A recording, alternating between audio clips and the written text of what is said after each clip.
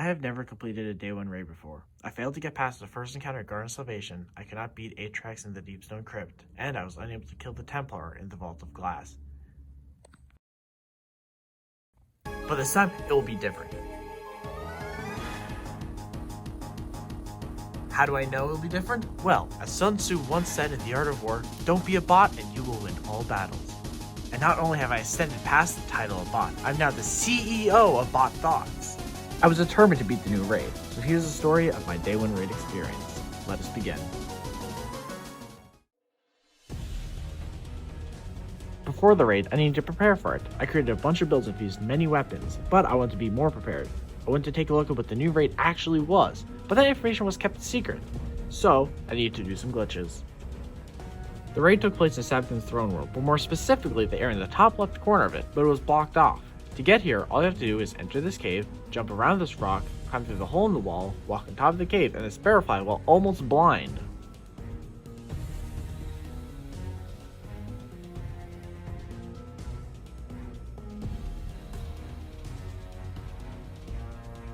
Then you jump on top of this rectangle, climb up to the kill zone, and then summon another vehicle before you die. Then respawn, head back there, jump and dismount off of the vehicle to clip through the wall, and then use your melee ability to clip further through the wall to finally get through the other side. And what's the reward? Some cool pictures, probably nothing useful.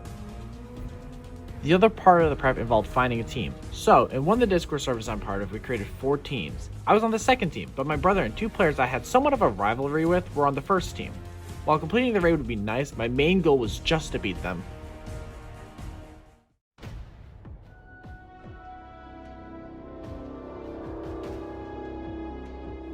Raid day started and we entered the first encounter. We needed to protect payload as it traveled through the plates I visited when going out of bounds. We quickly made it through it and arrived in an error code and our game crashed. We weren't the only ones having this problem. Many top teams were encountering the same issue. Crashing became so bad that the exclusive Day 1 rewards were made to aid 2 rewards to compensate for the issues.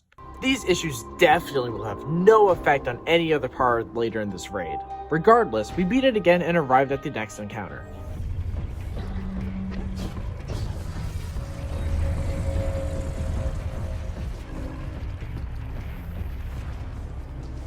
Earth scorches, suns fade.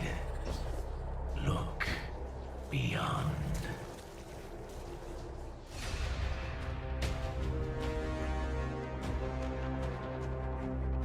When entering the first encounter, the previous one doesn't really count, we noticed 3 pillar-like things and a thing in the middle of the arena that started the encounter and opened some doors. Most of the enemies here were Scorn, but we quickly noticed that there's the occasional Taken Knight. We figured out how to do the first part fairly quickly. 3 symbols would appear next to the pillars. On the top, there would be a symbol showing where the Taken Knight is. Defeating it would create a symbol below it, corresponding to a different room. Defeating the knight would also create the top symbol next to a different pillar. The confusing part was that entering the room shown on the second symbol would create a black or white symbol, and defeating the enemy in the room would create 2 more symbols, unlike any other in the arena. This would also cause symbols to appear on the pillar itself, including sometimes the ones spawned by enemies in the room. We were still confused, until a small detail about the rooms themselves cracked the mystery.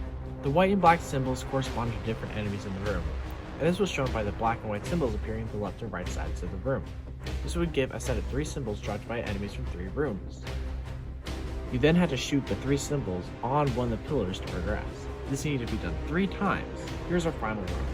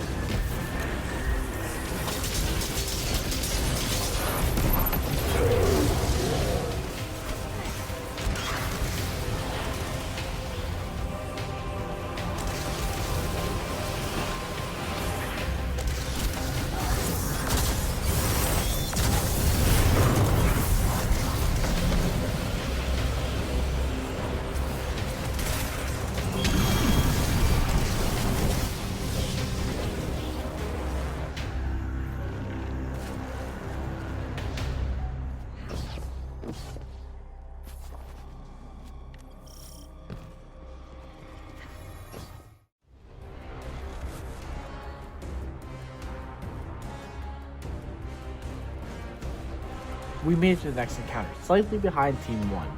This was a boss encounter where we need to kill a big, scorned abomination called the Caretaker. The mechanics themselves are simple enough. Someone enters a dark room and picks up 3 symbols before they die. Then, 2 other people help them out with shooting symbols found in the pillar, similar to the one found in the last encounter. 2 people also need to stun the boss. If the boss moves too much, everyone dies. To stun it, someone needs to bait out a stomp attack and shoot its head while someone else shoots its back. What we needed to do was make it more consistent. I was doing ad clear, not the most flashy job. I would almost single-handedly kill all the normal enemies using Trinity Ghoul. This allowed the other 5 people to completely focus on their jobs. We also found a glitch that made so that people going to the dark room did not have to remember all the symbols that they picked up. If you just shot all the symbols, it would always work. To do more damage, everyone equipped heavy linear fusion rifles and arbalists, except for me because using Trinity Ghoul and there was also someone using Divinity. I also used Special Finisher in later parts of the encounter to keep everyone stocked up on ammo. We also equipped double special weapons to do more damage in the final part. Here's when we completed the encounter.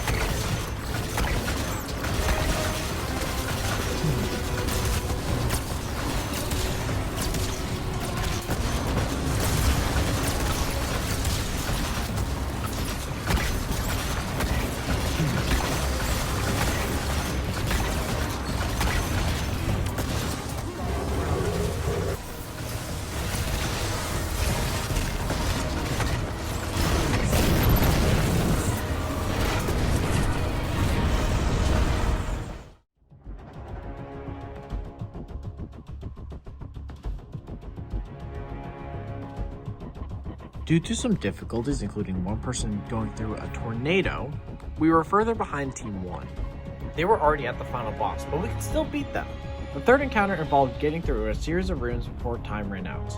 In the encounter, there are 3 relics: a laser blaster that killed its shielded knights that would extend the time, a shield that would cleanse players of a debuff that would kill the player if they stayed out of the shield's protection for too long, and a Taken Essence, the last wish orb. It had an attack that would destroy shield generators. There were also 2 special enemies that would create a set of 3 symbols each, with one set requiring a relic holder to see, while the other one required a non-relic holder to see. To progress, you needed to figure out what symbols were the same between both sets and shoot the symbols next to the door. The first 2 rooms were kind of a tutorial on what the things did, but the last 2 were tough. The third room consisted of 2 pathways separated by a massive hole. There were 2 pairs of the special enemies, with part of the pair being on one side and the other half being across from it. One half of each pair had the shield generator next to it. We stayed as a group and defeated the enemy on the side without the shield generator. Then we jumped to defeat the other one with it. Then we went forwards to the next one and then jumped across the hole again to defeat the last one. I looked at the position of the first shield generator to determine where the rest would spawn and led the group through that room. For the fourth and final room, we kinda just winged it. We split up and tried to find the 4 enemies and it worked surprisingly well. Here's the footage of the completed room.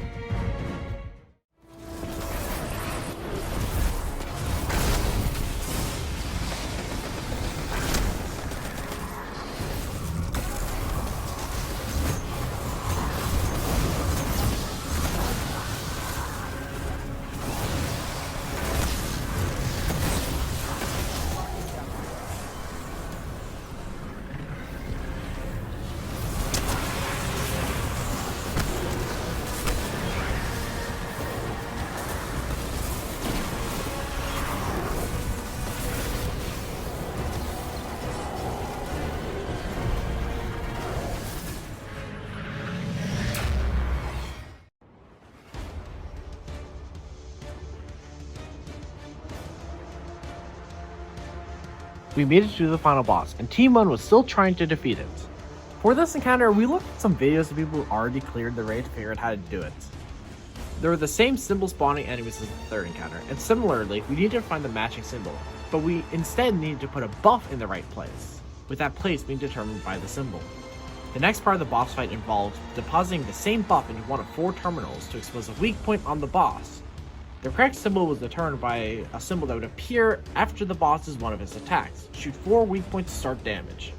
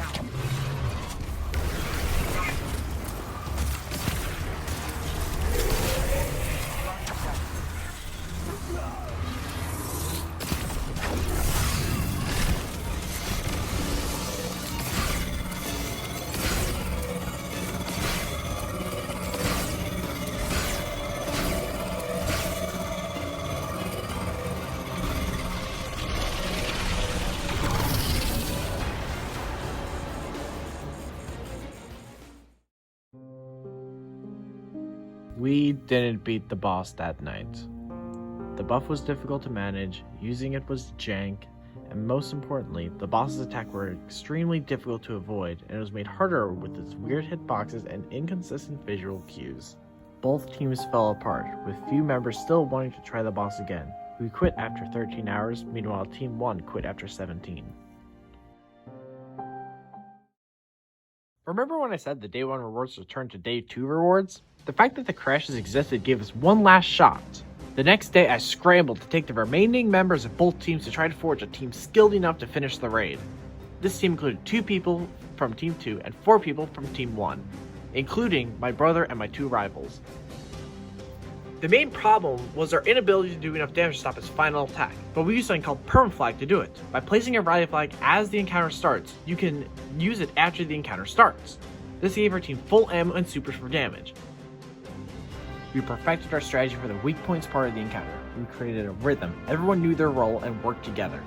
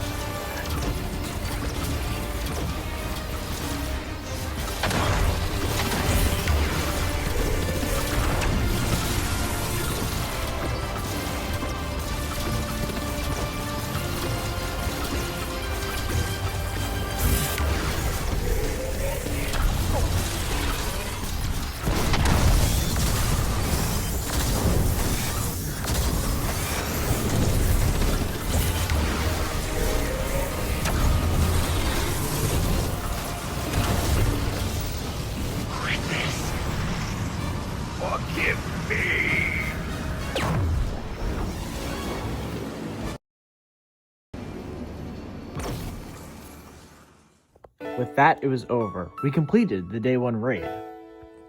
This story has 2 lessons to it. The first is that working together is the key to success.